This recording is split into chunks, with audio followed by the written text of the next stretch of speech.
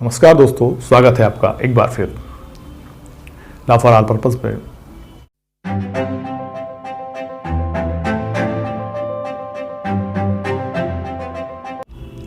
Lectures on CrPC की श्रृंखला के अंतर्गत आज हम देखेंगे अध्याय 13 जांचों और विचारणों में न्यायालयों की अधिकारिता के बारे में। तो जांच और विचारण के अंतर्गत के न्यायालय की अधिकारिता रखते हैं वो हमको देखना है। दोस्तों ध्यान से वीडियोस को देखें, कोई सेक्शन आपको समझ में नहीं आता तो उसकी क्वेरी आप कमेंट बॉक्स में कर सकते हैं।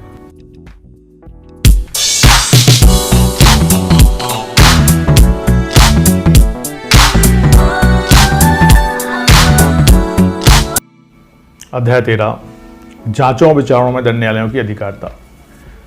तो सेक्शन 177 से लेके सेक्शन 189 तक यह अध्याय वर्णित है और इंक्वायरी, ट्रायल और क्रिमिनल कोड की जो जुरिडिक्शन है उसके बारे में ये अध्याय बात करता है। तो अपन देखते हैं सेक्शन 177 जांच और विचारण का मामूली स्थान।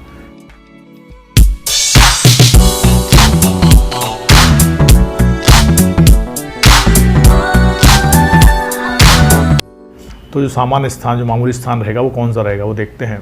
प्रत्येक अपराध की जांच और विचारण मामूली तौर पर ऐसे न्यायालय द्वारा किया जाएगा जिसकी स्थानीय अधिकारिता के अंदर वह अपराध किया गया है। सामान्य रूप से वही न्यायालय जांच और विचारण करेगा जिसकी स्थानीय अधिकारिता, लोकल जुरिडिक्शन है ना, जिसके अंतर्गत अपराध किया गया है, वही उसकी जांच और विचारण करेगा। नाउ सेक्शन 178 जांच या विचारण का स्थान।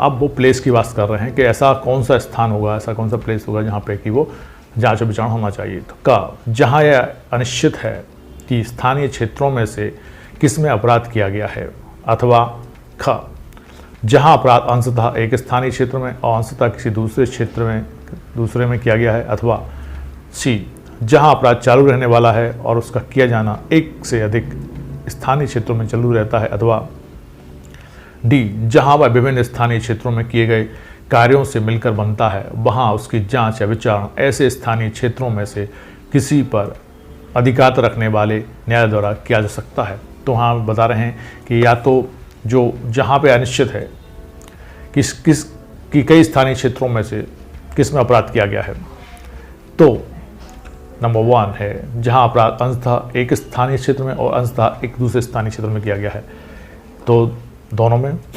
और जहाँ अपराध चालू रहने वाला है, मतलब यहाँ कुछ हुआ एक स्थान में, कुछ दूसरे स्थान में हो रहा है। और डी है जहाँ विभिन्न स्थानीय क्षेत्रों में किए गए कार्यों से मिलकर बनता है।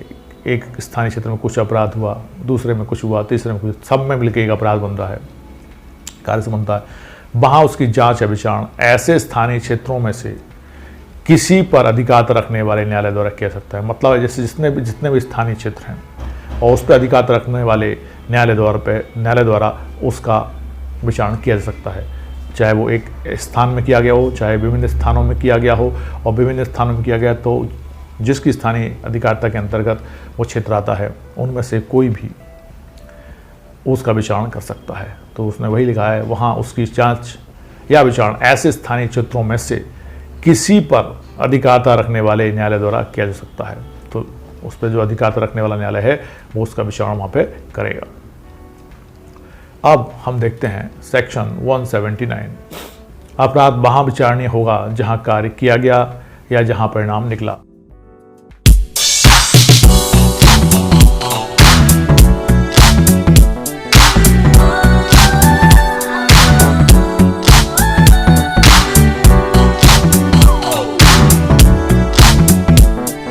अब वो बता रहे हैं और स्पष्ट करके कि जहाँ पर कार्य किया गया है, जहाँ पर कार्य हुआ है और जहाँ परिणाम निकला है, उन दोनों स्थानों में से किसी भी स्थान में विचारण किया जा सकता है। तो उसको हम देखते हैं। जब कोई कार्य किसी की गई बात के और किसी निकले हुए परिणाम के कारण अपराध है, तब ऐसे अपराध की जांच या विचारण ऐसे न्यायालय द्वारा किया जा सकता है जिसकी स्थानीय अधिकारिता के अंदर ऐसी बात की गई या ऐसा परिणाम निकला। मतलब वो यहाँ डिफाइन कर रहे हैं, जहाँ पे कार्य किया गया या जहाँ पर परिणाम निकला, उसमें से किसी भी न्यायालय जिसकी स्थानीय अधिकारिता के अंतर्गत जहाँ कार्य किया गया था वो न्यायालय द्वारा, या जहाँ परिणाम निकला था वो न्यायालय, उसमें जांच या विचारणा कर सकते हैं। सेक्शन 180, जहाँ कार्य अन्य अपराध से संबंधित होने के कारण अपराध है, वहाँ विचारणा का स्थान।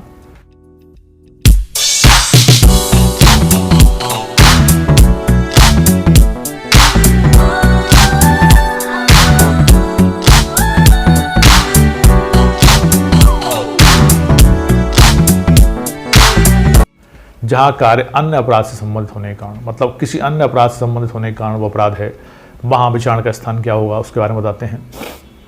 जब कोई कार्य किसी ऐसे अन्य कार्य से संबंधित होने के कारण अपराध है जो स्वयं भी अपराध है या अपराध होता, यदि कर्ता अपराध करने के लिए समर्थ होता, तब प्रथम वर्णित अपराध की जांच या विचारणा ऐसे न्यायालय द्वारा किया जा सकता है जिसकी स्थानीय अधिकारिता के अंदर उन दोनों में से कोई भी कार्य किया गया है।